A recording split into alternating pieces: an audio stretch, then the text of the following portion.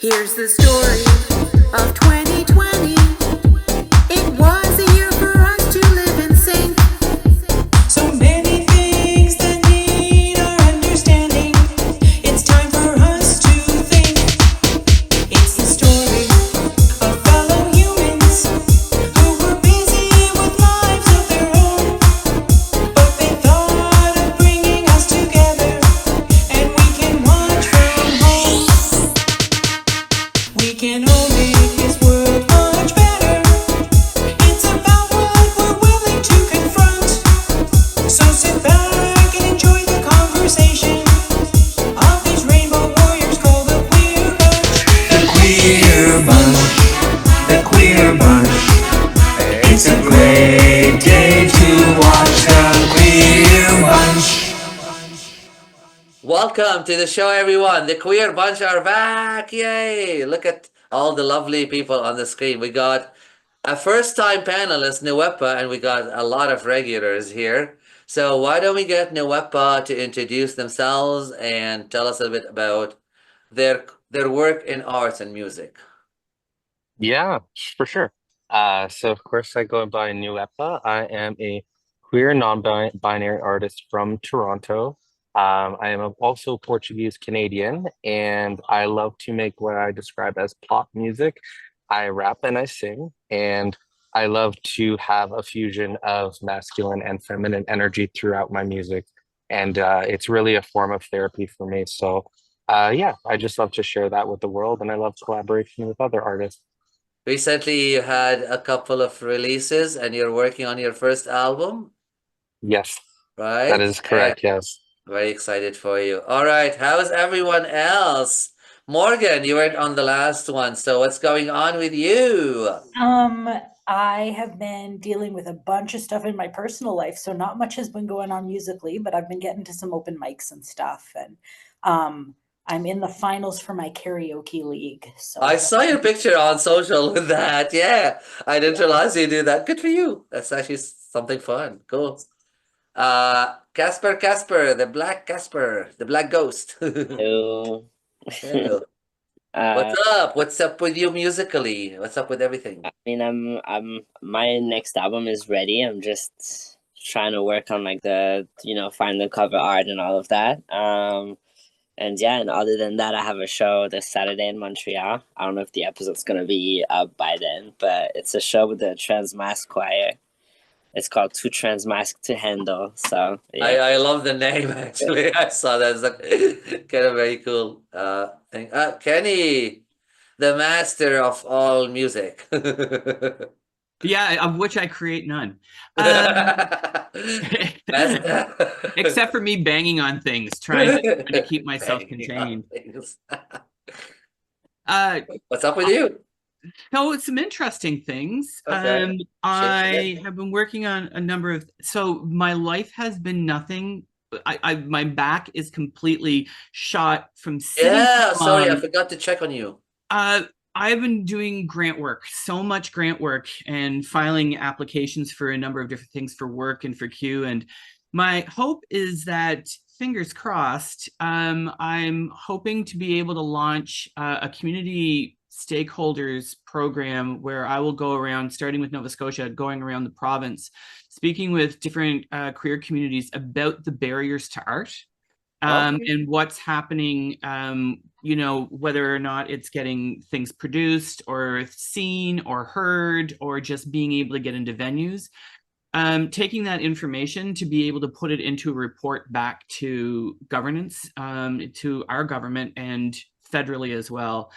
So fingers crossed that plus another piece would be having artists being, having showcasing of artists with it intertwined. So that's a big piece that I'm hoping comes through. If it doesn't, it won't surprise me because I fill out so many grant applications and then it's just like roll the dice. No, keep your fingers crossed, that'll happen. But also, in good news is Out Loud, the radio show, is now going to be launching also on Pride Radio Canada very, very soon here in Canada, which I'm really excited about. Nice. So Nice. We'll see what But it- happens. But how did that hurt your back? What hurt? I think was how it hurt I my know back that is sounds the like an injury. constant working and typing is just Oh, like seriously? You hurt your Yeah. back sitting down and oh my good God. because Okay. you don't realize you hunch over so much, and then you're See? constantly reading and typing. And Have you considered a standing desk? I have one. You I have just one? get very lost in what I'm doing because it's like a full-time job Funny to you say do that. grants. I bought a standing desk like 7 years ago, and every year I realized that I did not use it for the year, so I get like, okay, from now on I'm going to use my standing desk. I use a medical stool to sit on Okay. because it's just with no back, it helps with your core and stuff. It's just Okay. that when you're sitting for so long and you're doing these grant applications, they take so long to do, and you have to kind of go back and forwards over them that you forget to stand. And I don't have my watch on, which apparently I need to tell me to stand and breathe. I won't be harassing you too much for a grant for the queer bunch, but All right, I'm looking. Cool. Because we want to grow the show, everyone. All right. So I guess musically, my album, this playlist will make you feel good, has been pushed to spring because I wanted to make room for. I'm gonna share this. So a couple of months ago, I called Casper and Alana Hart, who's been on the show before, and I said I'm gonna do a holiday song, and they both said, "Oh, go away. There's no way you're gonna be able to do a holiday song in a 2 month span." But I was just feeling really bummed out about the upcoming holiday season and all what's happening, and children dying, and friends, Jewish and Christian and Muslims calling me and saying, "Do we still like each other?" It's like, of course we do. And I knew that there's going to be a lot of confusion and a lot of that coming up. And I'm a big kid when it comes to holidays, but I wasn't feeling it. So I wrote a song called "Save Love" this December, and 10 local artists came together along with myself, and we recorded it, and Casper did the music, and Ilana Hart did the engineering, and we're about to release it as a fundraiser for Save the Children Foundation, who we partnered with, and had a good conversation. We're gonna have a page on there, and we're gonna do a lot of rounds around the holiday to try to raise as much funds as we can to help, and that is just calming me down a little bit about the holidays, and enable me to kind of, at least get some joy from helping. So that's my news. And with that, we are about to dive into a big topic. And before we do, actually, but I'll tell you what the topic is. So we're going to be discussing a post-mortem kind of sort of thing of the U.S. elections and the looming Canadian elections. And before we do, I know that our hosts do know that. I'm going to say, and maybe just a general thing about respect for opinions. And I'm a liberal in the middle of the aisle kind of guy, but I'm conservative more when it comes to maybe financials and stuff like that, but not politically, because the parties stopped being about actual policies. They started being about hate. And while I could say that we should respect each other's opinions, and I do, but when you're voting for somebody that is hateful and racist and transphobic and misogynistic, and the question becomes, are you supporting that? I wish it was just about the policies, but now the support is becoming about, are you supporting this person? Okay. Any comments before we take a little break and dive in? We're ready? Okay, we'll take a little break, everyone, and we'll be right back, so don't go anywhere.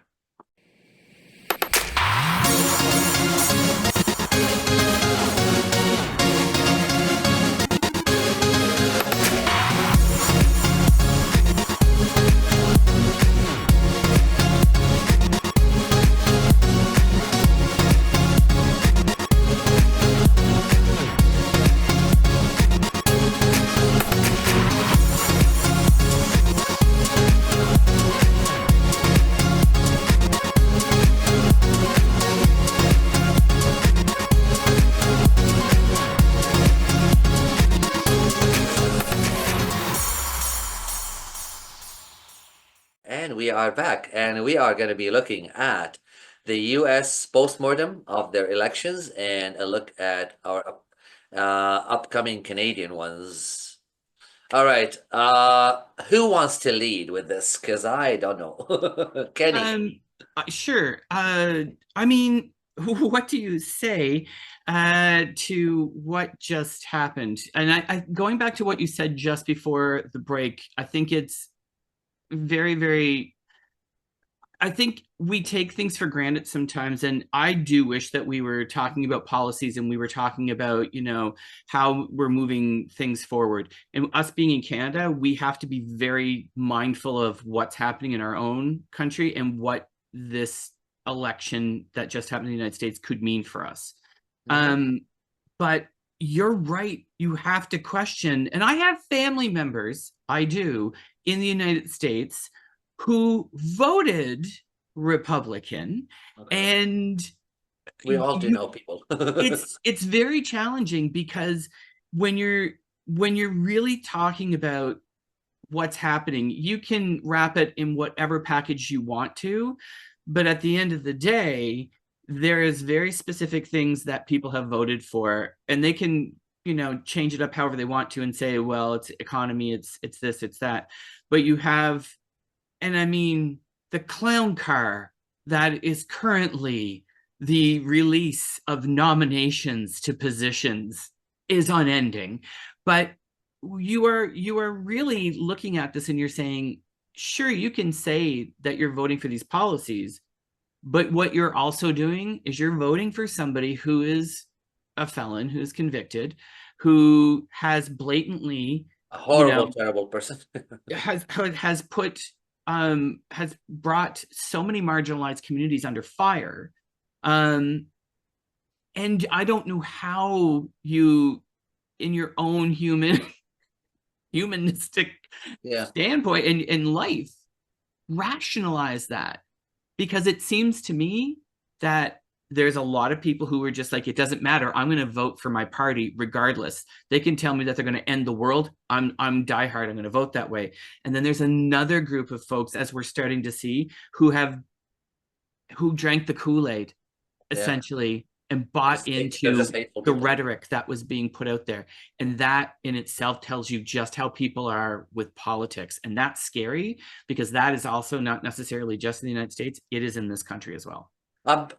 Is it? I mean, it is. And I'm asking that almost sarcastically. When I got here, we used to vote about whether spending, you know, conservative or government, big government, whatever. It was about things, but I can't put myself in where to vote, because it's like a shit show. So like that's what it feels like. It's like a comedy show, basically, of you're just voting for the evil or the good person or all that sort. Okay, host, jump in.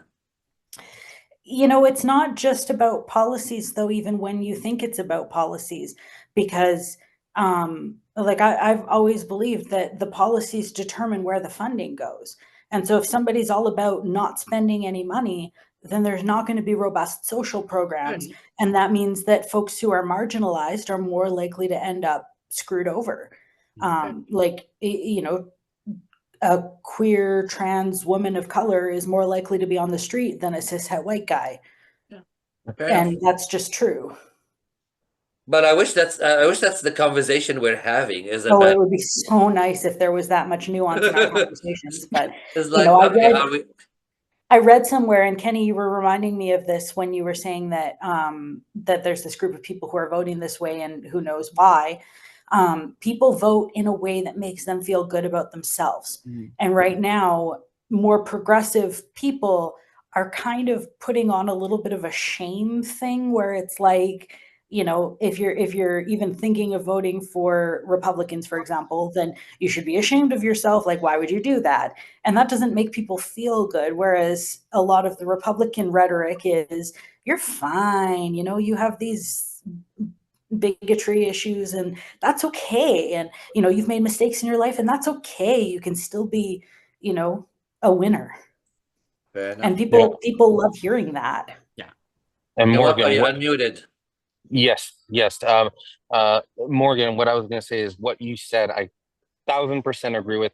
I think that speaks to like, I don't know if it's necessarily the larger, but it's more of the general issue I find with politics, especially in the last maybe 15 to 20 years. There's been a steady sort of increase in this.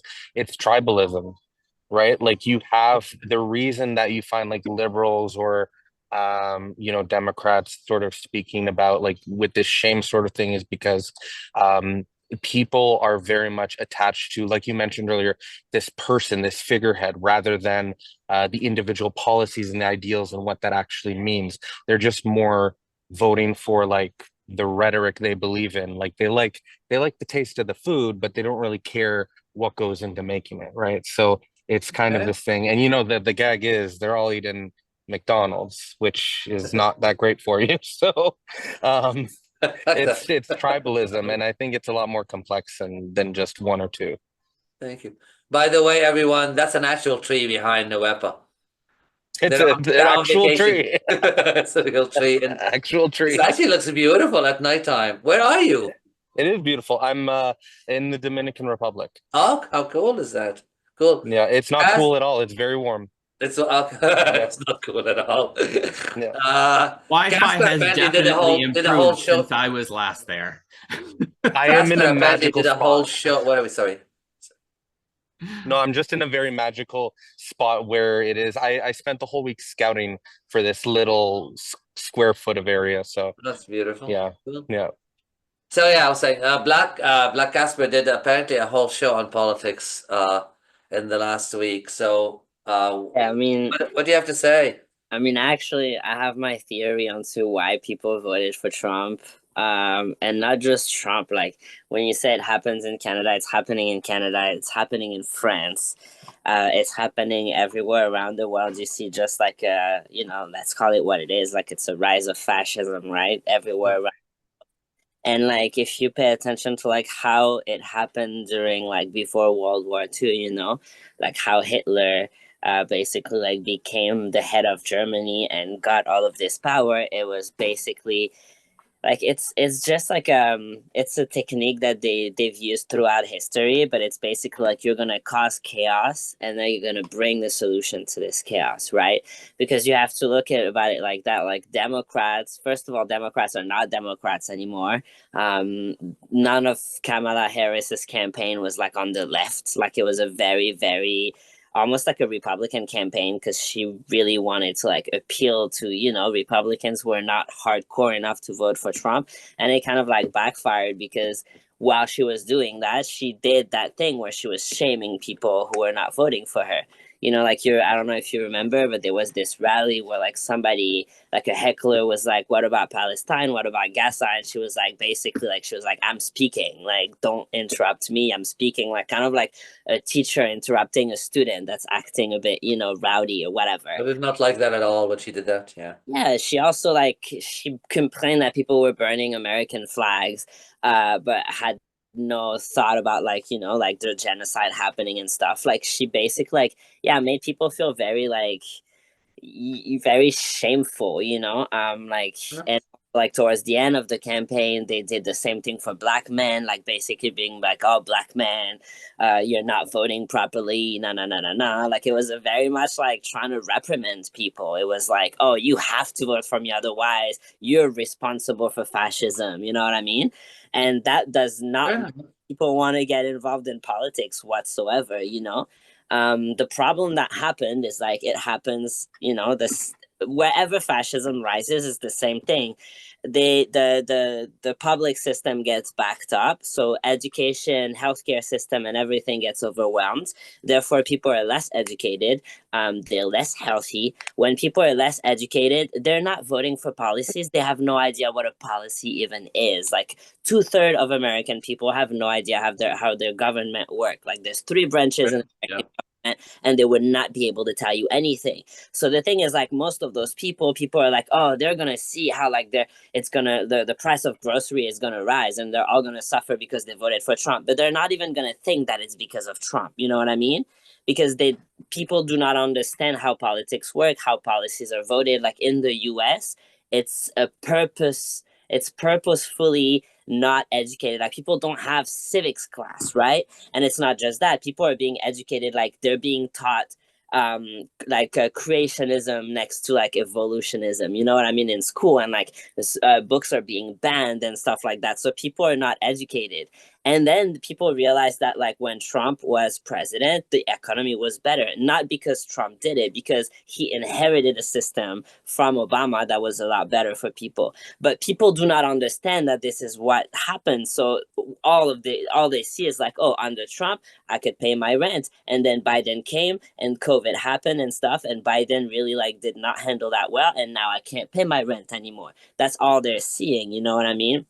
Yeah, they're voting. They're voting for their bucket line, really. They're voting for, and not just that, like they're voting because yeah, they're voting for like their survival. It's not for just survival. not they're Fair just enough. voting to make each other feel better. It's they're voting for their survival, and they do not understand Fair how. enough. There's definitely that. You said something that about the uneducated, and I saw a map a couple of days ago where they took out the white uneducated voters out of the map. It literally ends up being Trump winning only 4 states, and the rest goes blue. And it's what happened, because it's the same thing when Hitler rose to power. The Nazi party was called the Socialist Party. It was the party for the people. It's For the not people, yeah. really for the people, but that's how they advertise That's how themselves. you sell it. They see power in numbers, and like the people who are the most likely to be influenced are the people who do not actually know how it works. And so after that, like you can use rhetoric and you can use way to phrase things to make them believe something, you know. So the only solution is to like educate people and like have a little compassion, because when you also tell people, you know, like that they're stupid, they're not going to vote for you, and they're not just not going to vote for you, they're not going to be open to debate afterwards whatsoever. They're not going to want to learn anything, you know what I mean? And then it's like, That's right. There was a lot of unkindness in how you approached people. Nuepa, Sorry, jump on. I just wanted to jump onto Yeah. what Blxck Cxsper said. It's like how it's presented is so significant. There was, again, I'm not sure this person's politics, but Marshall McLuhan, Canadian, they famously said the medium is the message. So like the same way that when you know you have a baby, you're trying to feed them vegetables, and then they don't want the vegetables because it looks yucky, and then you say, oh, but this is a train.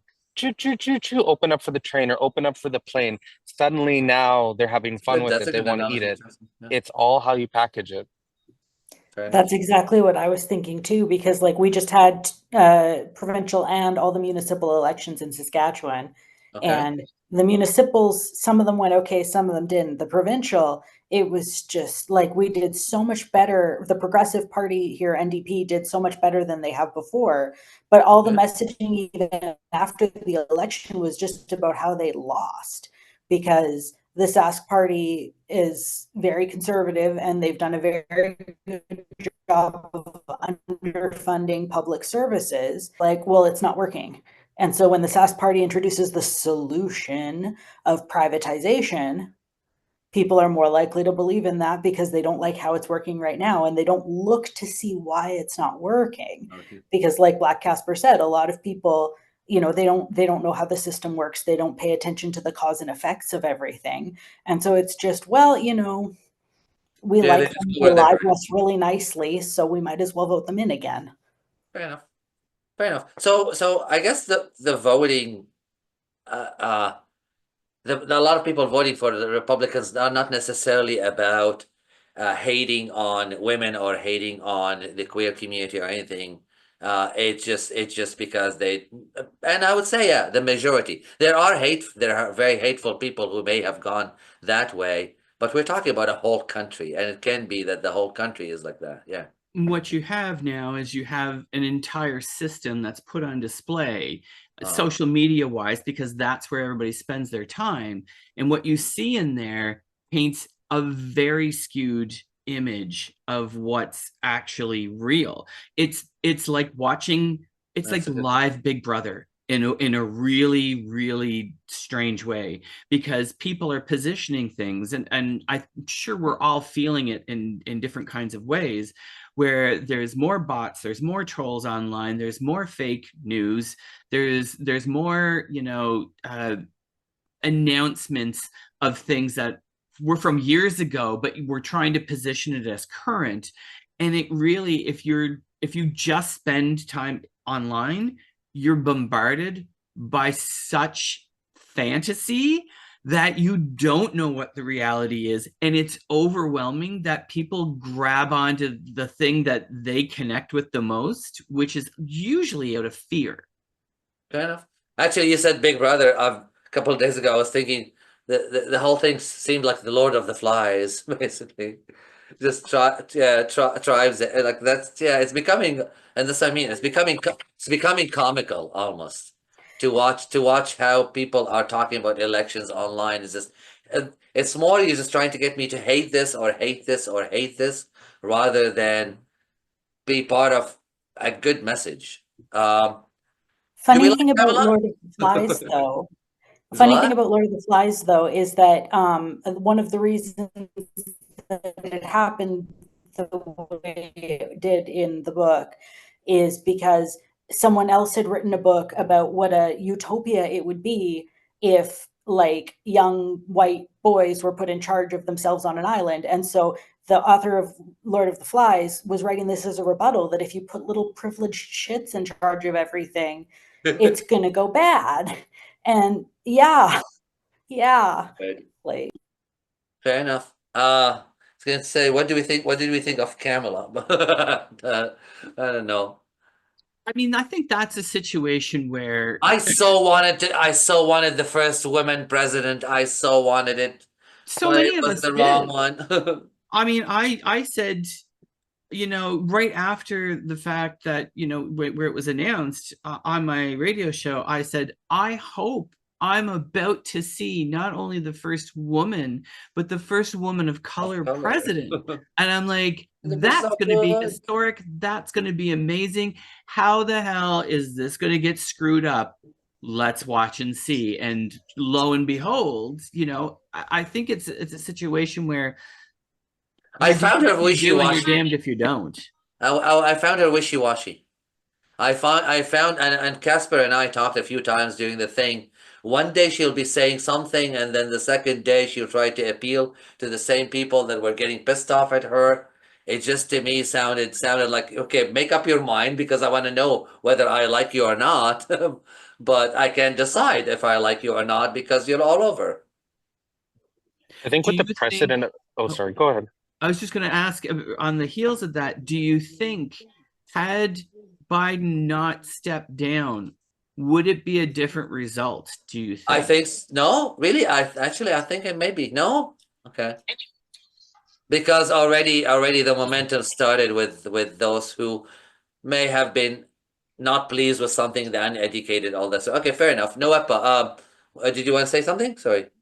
Yes, just to what you were. And then I want to go to Casper and Morgan and see why they're shaking their heads. Did we lose Nuepa? I Hey, definitely think, or a lot there. Oh, hello, hello. You got me. is everybody hearing Nuepa or no? Bits and pieces. Okay. Oh, you got me. Hello. Yeah, we got you. Okay, so sorry. So it hasn't changed that much, Kenny. The Wi-Fi.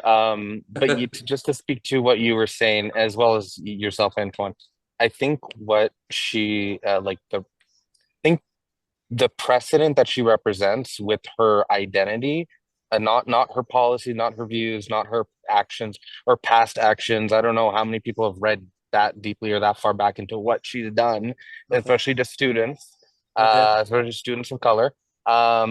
But I think, yeah, the precedent that her identity represents, great, sure, that's fantastic. At the end of the day, the biggest issue I have with her is not it's not her identity at all. It's mainly the fact that it's that two-party system, it's that tribalism. It's not really Another thing. changing anything. There's no like real clear-cut candidate where everything they say and do is above board and it's going to be beneficial for the people. It's not listening to the people. And even if it is, you still run the risk, especially in almost every political system, of it just being something that is to get in office. So I very much see her as just a commercial. Fair You enough. know, she's just there to sell us something. I don't think that there's And necessarily that's another like problem. We'll talk about that maybe substance. when we touch on the Canadian thing, three-party system versus two-party system, and if that makes us different. So let's hold on to that, Kenny. But Morgan and Casper, you were shaking your head. So Morgan, Kamala. I was shaking my head that I don't think that it would have made a difference if Oh, Biden right. had kept the nomination. Because like actually I think it might have almost been worse because at least Kamala is like able to express herself in a way that makes sense. Yeah. Okay. You know, She I appealed just to a hipper, I don't younger think crowd. Yeah. Okay. Casper, anything to add to all that? Yeah, I mean, she thought she was gonna win because she was gonna appeal to everybody on the identity politics side. Yeah. But you can't forget that a woman of color can still do white men's work, okay? Because that's pretty much what she was doing, okay? I'm sorry, but like, Interesting line. Okay. I don't care if she's a woman, she's still supporting a genocide. Like, down in history, she's gonna be on the bad, like the evil side. You know what I mean? Like, she's evil. And she used to like refuse hormone for trans people of color in prisons, put trans women of color in men's prisons. She used to like imprison black men for like marijuana violations and stuff like that. Like, she does the devil's work, you know what I mean? And it's like, I'm sorry, but like, yeah, for me, like, I understand people who could not vote for her because she supports genocide, and I also understand like people, you know, a lot of people were acting, and I think that's also how you realize that like Democrats are not really on the left anymore, but a lot of people were acting like that was just one bullet point in a list of things that she was proposing, and it's not just one bullet point, you know what I mean? Like and the thing is, like, if you flip the roles around and it was another type of people that was going through a genocide right now, nobody would have voted for her. She would have, you know what I mean? And so for me, I find that like when did the Democratic Party become a party where genocide is okay? You know what I mean? And I think that's why they lost, is because in order to win and in order to beat fascism, you have to show people something that is not fascism. And I'm sorry, but a lot of the things that Democrats are doing, including supporting that, is borderline fascism. It's like fascist diet fascism. You know what I mean? And so the only way to win is to like go on the left and actually care about people. And like until like even like 3 days before the election, when somebody was like, "Oh, do you think transgender people should have access to gender affirming care?" She basically said, like she couldn't say nothing because she didn't want to say yes. And it's like she was trying to appeal to Republicans. And it's like, people are not just that's what it felt like that you change hands. Like, you can't just play with people's lives and expect to like, yeah, I don't know. You need somebody that like appeals to the people and somebody who actually represent the people's ideals. And like a lot of people who voted for her is because they were voting for the lesser of two evil. And when you vote for the lesser of two evil, democracy is already dead, you know? So that's my point of view. Actually, that's okay. Maybe that's a good way to segue into the three-party system, where here maybe we don't have to vote for the lesser of the two evil, but that's the choice that they had there, and that's a very hard thing to decide to vote just based on that. Like if I saw so many things from her that I didn't like, but that's the only reason. So yeah, I understand why it blew up in the States in a way. I mean, depending on how you look at it, though, we have the lesser of four evils, right? Because, like, we've got the conservatives, which I like, yes. And then we've got the liberals, which are basically conservatives, but like a little half step to the left. It's still on the right side, just like a half step to the left of the conservatives. I'm just And then awful. you've got the NDP, who are like the centrist party when like they came from like socialism and progressivism, and now they're like this centrist party. And then you've got the Greens, who half their stuff is really progressive and half of it is really conservative, and Very you don't really interesting. know where they're going to land on any issue. Okay. So like we don't actually have a party that is progressive, left-leaning, able to be non-fascist in any way. We've got a bunch of bad choices. We have the opportunity that we've got more than two parties, so we can have minority governments, and so we can hope that there's enough people That's true. on the Okay. opposition to be able to rein in, Level the playing field. Yeah. well, not even level the playing field, but rein in the people in power a little bit, Okay. I a know. little bit. Yeah. But it's not that much better up here. It's just that it hasn't gotten quite as obvious yet, in my opinion. Okay. That's a good opinion. I think it's going to become obvious fairly quickly. Oh, don't say that. I Don't be do. gloom. Don't be gloom. It's not even gloom. I think it's real. It's realistic. Well, that I'll we're- leave. I'll leave Canada. I'm kidding. No, I mean we're seeing it. We're seeing it happen. You know, there's an infection that happens, and I shouldn't even say that it's an infection. It was because it was always there. What it does is that it opens the door. You know, when a lot of these other things happen, it opens the door for people who are already here to feel like they have the ability They can do it. and to take the stage and talk and say the things that they want to and attack the way that they want to. We saw it during the first Trump, election,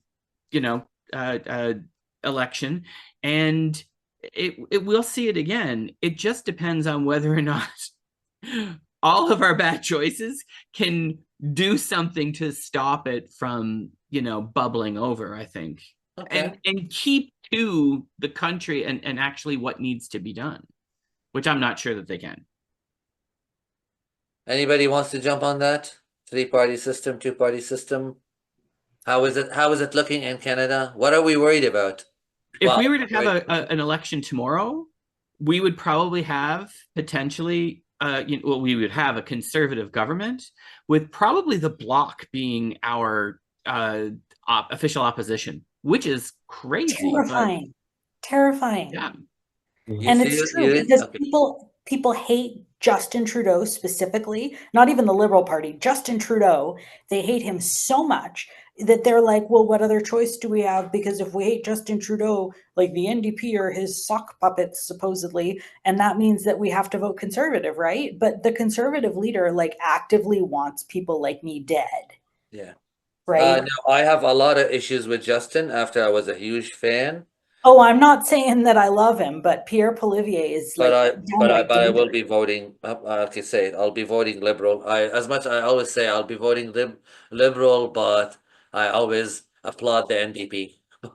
We're fortunate that nobody likes a winter election. I was on a call, an arts coalition call the other day, and we just kind of like looked at what to expect in terms of how the arts are going to be affected by whatever outcome. But what we talked about was we're definitely seeing an election probably called in the spring for a summer election, which could go multiple different ways. Like that's scary in itself because summer hits, heat hits, and all of a sudden everybody loses their minds and doesn't really think about things. So it really depends. But we do have a number of months, and I think that we're going to start to see come January probably a lot of movement within the parties and a lot of juggling. It will be interesting to see what shakes out. I want to see they're going to probably drop Justin and get some fresh blood in. I don't know about that, but yeah, I know. I mean, it's still a figurehead at the end of the day. Like, I think the words and actions of an individual at the top are absolutely dangerous and influential and impactful, but also it still is very representative of a larger group of people. Like, there's so many private interests at work that let us not forget, and not to, honk a cliche on this, but like, let us not forget, this is all capitalist. This is all, at the end of the day, none of these people want to help any of us. None of these people, they're just like. I'm glad you said that, because a lot of friends don't think that politicians and the leaders are our saviors. They're not. Everything is operated by money and lobbyists, and they get to those seats. It's the job. It's a job they're getting paid handsomely, but they're just gonna cater to who's gonna give them the most power and influence and all that. It's numbers. And the reason, and back to what Blxck Cxsper said, the reason that Kamala had pause on the gender affirming care question, just like a simple, not even I'm going to implement it, here's the plan. Just, do you believe that people deserve this basic human right? The reason that she didn't say anything or that she paused on it was simply because she knows that her other can't be the opposition is so evil that everyone within that demographic and adjacent to the demographic, she already has their vote. So she doesn't need to do any more to satiate them, and she would only alienate other potential voters. So that, for that And to reason me, that was alone, the that to me that was the problem. scum.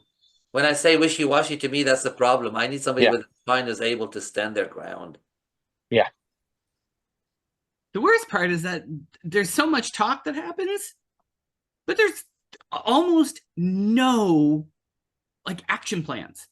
It's just kind of like bop, bop, bop, bop, bop, like talking heads. It's kind of like at the end of the day, when you walk away from a debate that you've been listening to, you go, I don't know what they plan to do. They never really were concrete on anything. I will say Trump has, since winning, has come out with a whole lot of action plan for sure. But to get to the win, there was a lot of pussyfooting. There was like hardly any concrete things that were said. It's But like, that's not why people vote, and they know I it. know. But that's actually a new Interesting. it's a like a historical movement that's happening, and that's across the world, and it's happening since 2016, right? Since the first Trump election. It's called the post-truth era. So as 10 years ago, a journalist who would say something that's not true or that's not fact checked would be like, okay, but like you're not really a Or journalist. they would lose their job in 2 seconds. Exactly. Nowadays, it's actually encouraged for you to do that. Like, because nowadays facts do not win anything; it's feelings. And so, for example, like I'm not allowed to tell people who to vote in the Canadian election, and I'm trying to get my paper, so I'm not going to say nothing, but but like, for example, I've been following like politics in France a lot, and France is a country where people are very educated because there's really strict laws around that, right? So people are very educated, and it's something that's like Trump seemed like so foreign in France because people were like, how do you vote for somebody who's not making sense like that? You know what I mean? Who's not saying the truth, who's really lying. Like they saw that like Trump in his 4 years of presidency, he's said like 30,000 lies. Okay. That's like that's like 2,000 lies per like, it's a lot of lies. Okay. But the thing is like, even in France now it's happening where the politicians who are winning are basically saying stuff that's not true. And when people are like, hey, that's not true, like what are the facts? They're like, well, freedom of speech, I'm allowed not to believe, I'm allowed to have my own opinion, I'm allowed to have this and this. Like they word it in a different way. And it's if it's working in France, guarantee is working all around the world. And right now, like that's what's happening, and like there's no stopping it. Like there's no stopping it. It's kind of terrifying because somebody that's saying like, oh, they're eating the dogs can get elected. Yeah, Sorry, I have to laugh, but it's not funny. I always thought that there should be a test, that a precursor that you have to take before you can vote. Nobody's going to ever go with that because the parties want to collect as much as uneducated votes. But I think you should be asked about how much you know about politics, that kind of things. Like, do you understand, the different parties? Do you understand the platforms before you're allowed to vote? You have to be. I mean, I think you have to be careful when you say stuff like, "Oh, you should do this in order to be able to vote," because then you go back into like, it's just dangerous to take away people's right to vote. But like, I know that's the thing. It's not on people. Like, it's not their responsibility to like know all of this stuff. It's the responsibility. We should be educating them. Fair enough. That's what I wanted to. Okay. So instead, you could have like at school a mandatory. There you go. There you go. There you go. Have that, and that's what that's more what I was trying to get to. It's cool. That's mandatory. Yeah. I think People, Like- people 100%. should be educated on politics in their country as in all stages of life in order to understand what's Yes.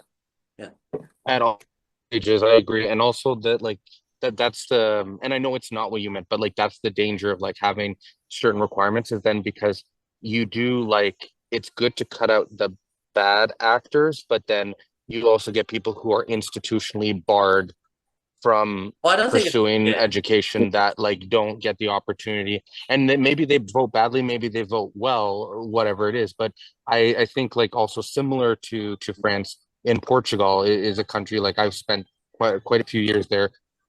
They also like education is free basically if you want it. So if you want to do post-secondary, there are free schools, universities, Wow. colleges that you can go to. You can access specialized education from experts in the field.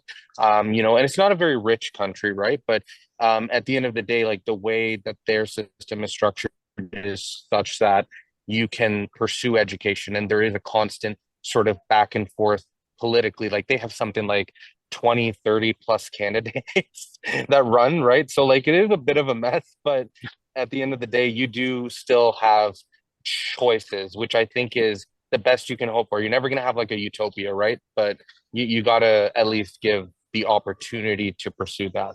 Okay. And the money is there too, like they could like the US, I think like they could end Easily. homelessness, give everybody free healthcare, give everybody free school. All they have to do is stop sending money to Israel. They sent 126 billion so far. That's a lot of money. That's a lot of money when your country is struggling and you can educate people. They and all. pay for Israelis free healthcare, Oh, cool. but Well, not their own citizens. that's their big problem. That's their big problem. I did just want to touch on though the idea of restricting votes, because even if Hold it's on, before something anybody that- thinks that that's what I was saying. That's not what I no, was not necessarily, but that made me think of it because like with all the gerrymandering, and all of the like vote restrictions, like it's funny, they voted in a felon. Most American felons can't vote. Yeah. Okay, yeah. Right? Yeah. It's bizarre to me that they restrict people who are like, and like, he actually did stuff that was like objectively wrong. There are a lot of people that can't vote because they've been sent to jail on like marijuana charges.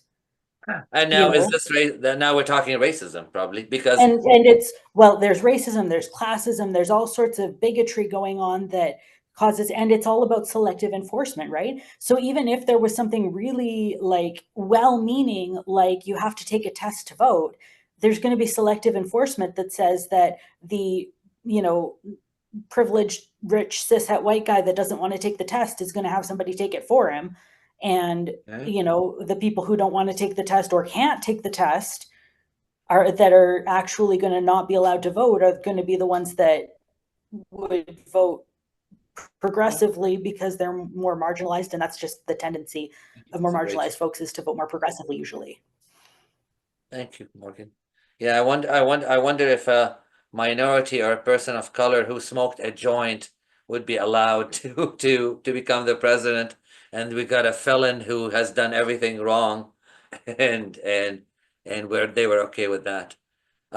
Is anybody involved politically, like volunteering for their parties, canvassing, anything? Yeah. You are? Okay. Yeah, I do a lot of work, more provincially than federally, but some federally as well, usually with the NDP, because I have a long family history of, my grandpa campaigned for Tommy Douglas here, and that's why we have what healthcare we have in Canada. And Thank you. Okay. Anybody wants, are we done politically? I think, you know what? I think Are we exhausted? I think it's the first conversation. It'll be interesting as in a few months when we're let's talk about the elections when it's called. Yeah, then it'll be I mean, yeah, there's stuff that we need to be doing, I think, as citizens right now. And I think a lot of it is around education, and a lot of it is around kind of taking the time to think about, how things could be effective and affected. by the future elections, and I think that we need to be sharpening ourselves up too, to be able to have some of those conversations and be able to ask questions and be educated, to be able to kind of be out there. I think that if anything, we should be taking a cue from what's happening to start getting our house in order. I like it. Okay, and with that, that's a good way to exit this segment, and we'll be right back. So don't go anywhere.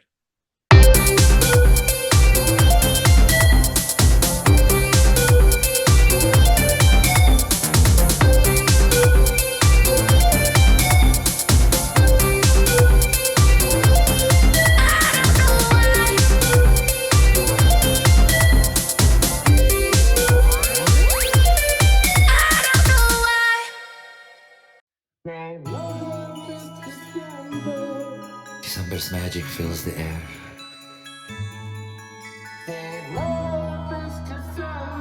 A time for love, a time for care. Now it's falling gently. You're soft and white. Lights are shining brightly. They sparkle through the night. But my heart is in pain. I'm thinking how the world is out there. And we are back with the Queer Bunch, and we're discussing the post-mortem of the US elections and the looming Canadian elections. Hope you enjoyed the show. We were just discussing how do we wrap up this, because we discussed a lot of things. I mean, from at my end, I'd say the only thing that I hope is we all get more educated, more involved, more out there, more understanding what's going on in the world, more understanding also the long-term effect that an election or a decision or anything that could make. So think with that in mind. Think about the future, that sort of thing. That would be my thinking on that. Hosts, jump in. I think what we need is empathy. I think we need compassion and empathy. I think people need to start looking around and going, okay, but my neighbors are not just like me, and I should care about them as well. I keep saying in Saskatchewan, we used to be people who were, don't do the stupid thing, do the smart thing, and care about your neighbor. And I don't know where that went, because that's not who we are anymore. And I just want to get back to that, because just doing the not stupid thing and caring about your neighbor can take us so far. I love that. I love that. Cxsper. Yeah, I think the same thing. I think it's having more compassion for others, and also because I know who's, I'm conservatives and stuff are probably not watching this show. It's probably people who are more progressive watching the Queer Bunch. You know what I mean? So I feel like for people who are more progressive, it's the same thing, more compassion. Because I feel like, especially right now, I for example, in the trans community, the past couple of years, there's been a lot more racism, a lot more divide between white people and people of color. And I feel like a lot of people are very hardcore activists when it comes to stuff that touches them personally, and then when it comes to others, they don't hear anything anymore. And so the same way that people were like, oh, yeah, she supports genocide, but she thinks gay people are cool, you know what I mean? And it's for me, it's having compassion for people's lives in the same way that you have compassion for yourself and your rights. And it's understanding that nobody will be free until every single person on this planet is free, And he wrote a song about that. Nuepa, our newest panelist, how do you wrap up? So I don't want to say anything that's already been said. I agree with compassion, empathy are absolutely necessary. I think to what you said, education is super important. Educating yourself, even if you think you are the most progressive, you need to continue to educate yourself. You need to check your sources. The most important thing you can do is know where the information comes from. And to put it, don't listen to social media. That's not the way to vote. No. but in like more of a metaphor of sales, because I work in sales from one of my jobs, but Yeah. in terms of customers, and customers is a metaphor for people and understanding, but customers, you're always going to get a yes, they will buy it, a maybe they will buy it, and a no, they're never going to buy it.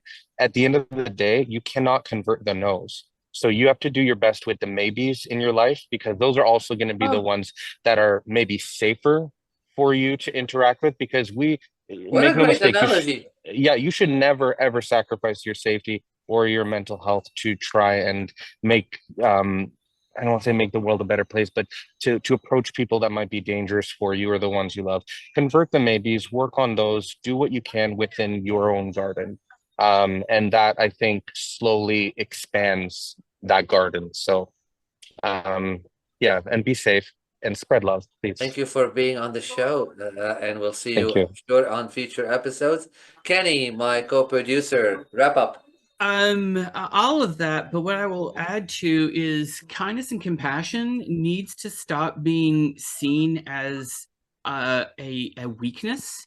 It is not a Yeah. weakness. It's No, it's actually a not. It's a strength. power. And it keeps getting positioned as if the woke, it's like, oh my God, it's Snowflakes. exhausting to listen to that. But kindness and compassion is a strength. To be able to stop and to say, okay, this isn't my situation, this is your situation. How can I look at this and see it from your perspective? It's strong to be able to do that for other people. And the only way that we're going to be able to change things is if we get out of our own way, shut up sometimes, and actually listen. Stop talking over people. Stop trying to, fearmonger them into changing their ways or making them shut up, and just stop and take a breath and say, okay, this isn't me, and it's very different from me, but what can I learn from this? But people need to be willing to learn, and they need to be willing to listen, but they have to stop making compassion and kindness and stop turning it into this weakness. It's not a weakness. Thank you. That's a great ending. I just noticed, sorry everyone, I did not put my pronouns on the screen. I usually do. But thank you, beautiful hosts, for this very invigorating conversation. And everyone watching, we love you. From the queer bunch to all of you, have a lovely, lovely